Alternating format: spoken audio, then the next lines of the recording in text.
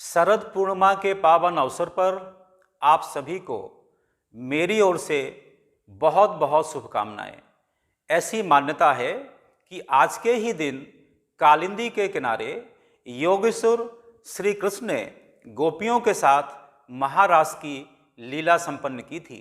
इस लीला को लेकर लोग तरह तरह की व्याख्या करते हैं। यहाँ पर मैं एक बात बड़ी स्पष्टता के साथ कह देना चाहता हूँ कि जब महारास की लीला संपन्न हुई उस समय श्री कृष्ण की आयु केवल 11 वर्ष की थी। इसीलिए इस लीला में किसी भी प्रकार का विकार खोजना व्यर्थ है।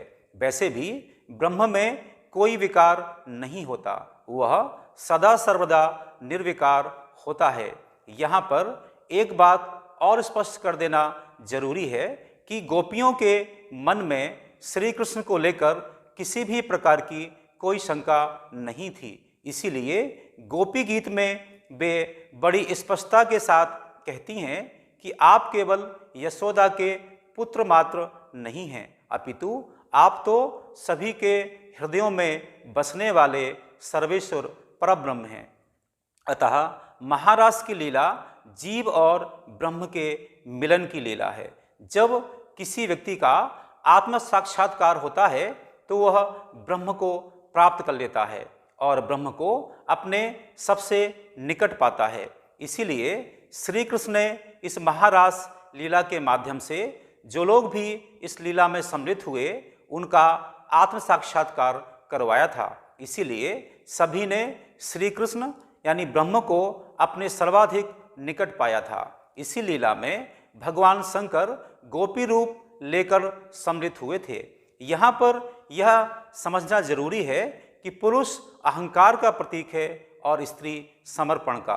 जब तक किसी के मन में किसी भी प्रकार का कोई अहंकार है वह ब्रह्म को नहीं पा सकता है। रामचरितमानस में एक चौपाई आती है, निर्मल मन जन सो मोह भावा, मोह कपट छल छिद्र न भावा।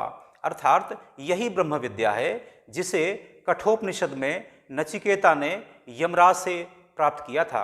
मैं भगवान से प्रार्थना करता हूँ कि यह ब्रह्म विद्या हम में से प्रत्येक को प्राप्त हो, हम प्रत्येक अपना आत्म साक्षात्कार करने में समर्थ हों और हम सब ब्रह्म के निकटता प्राप्त करें। इसी शुभकामना के साथ मैं एक बार पुनः आप सभी को शरद पूर्णिमा की शुभकामना देते हुए अपनी वाणी को विराम देता हूँ। ओम शांति इति।